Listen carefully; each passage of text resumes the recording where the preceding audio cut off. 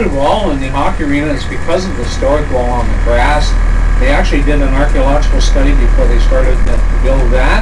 The roadway in front is named for the Kingston rock group, Tragically Hip, and their final concert that was performed here I guess it was 3 years ago now, August 20th. 8,000 people here, 25,000 people at City Hall. Magnificent homes and public buildings sprang up everywhere, many built from local blue limestone. We're about to pass some glorious reminders of the Limestone City in its prime. We're heading toward Kingston City Hall, which you'll recognize by its landmark neoclassical building. Kingston was when City Hall was built in 1844. Behind it is Springer Market Square, Canada's oldest continuously operating farmers market, dating back to 1801. 3 days each week, the market is open for local produce and crafts, plus a Sunday antique market, as well as musicians and numerous events year-round. In the wintertime, bring your skates. The square transforms into an ice rink for recreational skating, and sometimes, late at night, clandestine games of hockey. Alright, there's City Hall. Market Square is behind Tuesdays, Thursdays, Saturdays for the farmers market. Sunday in the antique and flea market. Some of the older buildings in this area is City Hall, of course, 1843. The Bank of Montreal is included in that, 1817. So they just had their 200th birthday party, and that's the second oldest branch in Canada. The oldest is in, of course, Montreal.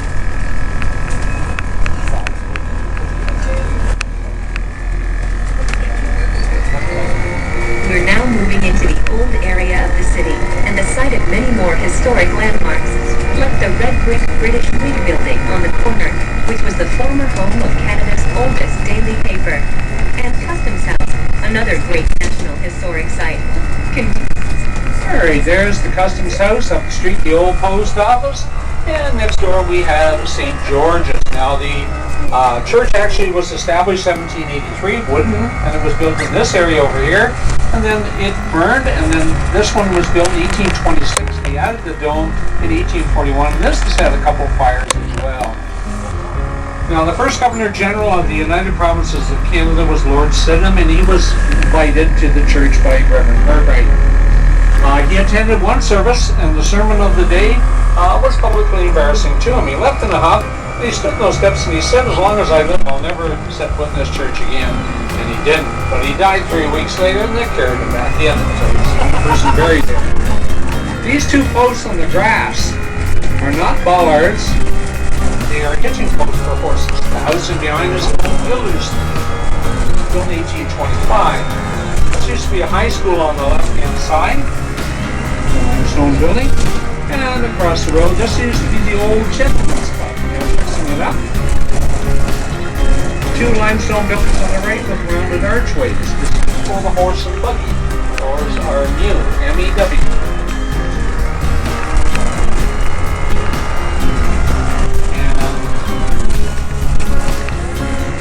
And the little house on this corner up, number 194, was built in 1809, same year as the Prince George Hotel. Reverend Cartwright's house here on the left-hand side was built in 1835. Lord Sydenham was embarrassed by a sermon on the perils of infidelity and adultery. He brought his girlfriend, and Reverend Cartwright was scolding him. On the right-hand side is a gas lamp, powered today by natural gas. In the early days, powered by coal gas. That's been there since 1847. Because our city streets. Coal gas was produced down by the waterfront, down by the LaSalle Causeway. This is where the shipbuilding took place. Dry dock is still there. Nothing left of the locomotive works. The locomotive works were down the street to the left. They built 3,000 steam engines there from the 1850s to the 1960s. The water pumping station here on the left-hand side. Now the Steam Museum. From this building, they pump water out of Lake Ontario directly using steam power.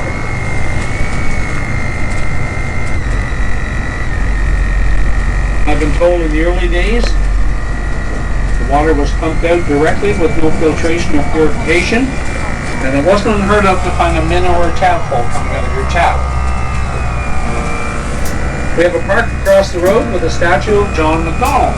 So John A. MacDonald was born in Glasgow. 1815, came to Canada with his family at age 5 and went to QCDI. The school is closing down. Started articling for a prominent lawyer at the age of 15. At 17, he managed a legal office in Napanee. 20, he was in Kingston, Wellington Street, opened his first law office. Became a lawyer at the age of 21. Very intelligent man. These homes on the left were built outside the city limits. Between the 1840s and the 1880s. This house on the left upcoming with the blue shutters is Mooney House. He owned all the land on the right-hand side. City Park today is a National Historic Site, bought by the Government of Canada. And it's to remain a park forever, thankfully in the middle of our city, High Street Green. Another park on the left called Memorial. One of the nicer ones, got about 5 gardens in the summertime. There's Murray Tower. Hopefully they'll have the work done for the tourist season. It's the only one of the Martello Towers that's open to the public. Kingston General Hospital on the right. This is the Burr Wing, the cancer wing.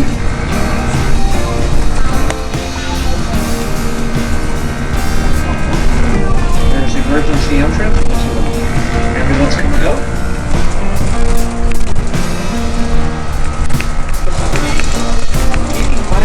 This hospital, Bellevue Hospital, this park is man-made on the shore of Lake Ontario, Breakwater Park, just underwent a $7.2 million facelift. Local legend has it, through the shifting of the soil, the iron would come together to touch in the year 2000. It hasn't moved an inch as a government will. Every time I drive by it, I never get it. On the left-hand side ahead, the third part of the park now, that's been fixed up, is the pier for Downey. There's the beach for swimming, and a beach portion for tanning. Now, John MacDonald lived in Kingston for 4 years, and 14 houses rented all of them. Not independently wealthy, running out of money constantly. Was broke a couple of times. He only paid a stipend as a politician, and he relied on his law practice, and he downsized every time he moved. In just a moment, we'll stop by a style villa that looks like no other building in Kingston. This is Bellevue House, a National Historic Site dedicated to Sir John A. Macdonald. He and his wife lived in this house for a time in the late 1840s. Even as his political career took off, tragedy struck his personal life. His first son died in infancy, and his wife, Isabella, suffered a lingering illness, most likely tuberculosis. At that time, Bellevue House stood on the outskirts of town, where he hoped the fresh air would restore Isabella's health. Visit this interpretive museum, restored to the time of the Macdonald's residency, to explore the life of Sir John A. Alright, if you look further over to the left, there's a 4-story building. That's Hawthorne Cottage. It's a 4-story building on the left-hand side. Hawthorne Cottage was built in 1836. Boarding school, convent, orphanage over the years. On the left-hand side, Elmhurst. That was built in 1843. Behind the green fence on the right-hand side is Bellevue. This was built by Charles Hales in 1841. The architect of this building on the right, and the architect of City Hall, the Smith-Robinson Building, Rockwood Manor, which we don't see, and a bank downtown, was George Brown. He designed 5 buildings in Kingston. The apple orchard, 13 varieties, the vegetable and herb garden on the other side. Home to John McDonald for a very short time period.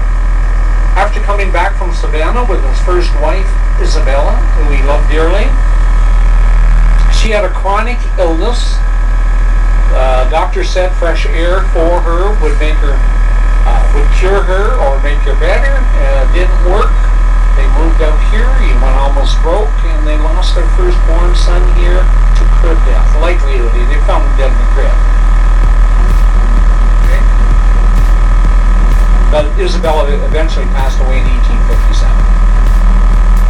1848 to 49. Now this is the area of Kingston. If you had money in the early days, you would have built and maintained a home out here. Today there's a little over 2 dozen that still stand. That's the old stable.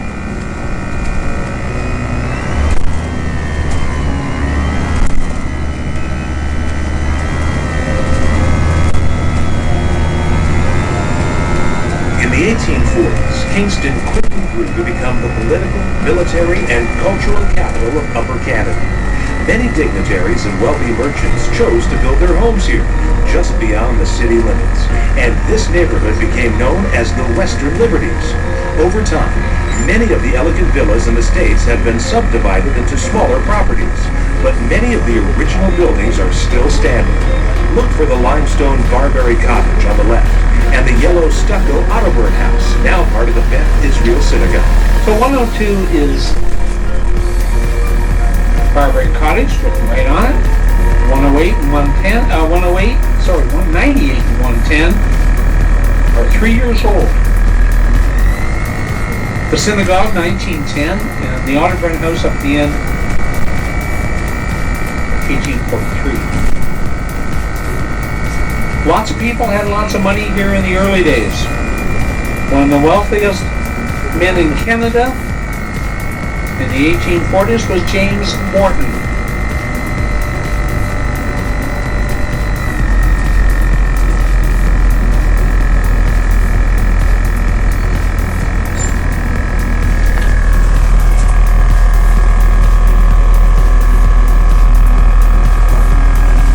Thomas Molson was in Kingston brewing beer for about 10 years in the 1820s. James Morton learned to brew beer with him, or from him, had his own beer brewing distillery at the other end of the street. We'll see that a little later.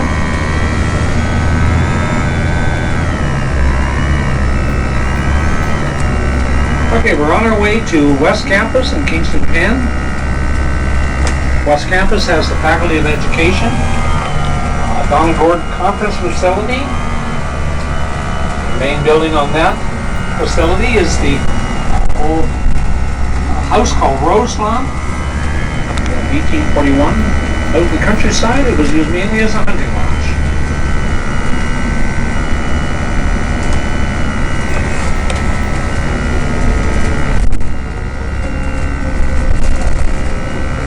There's another aspect of Kingston's notoriety, its reputation as Canada's prison capital. Roselawn? Imagine you're eavesdropping on 2 convicts headed for Kingston Penitentiary in 1923. Are you Rick Ryan? Yeah, so. You broke out of Kingston, Penn. You're going back for life, mate. You think I'll spend the rest of my life in a freezing cell and busting limestone and quarry? I'll be part of my bullets. This time, I'll be back. On the right-hand side, the new regional headquarters and staff training school for Corrections Canada. Across the road, we have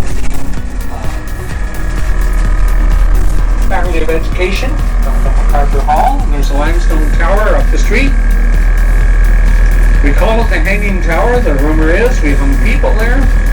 We hung people in Kingston, but not there. Built in 1880 by the village as a water tower. The only thing they hung in there was fire hoses.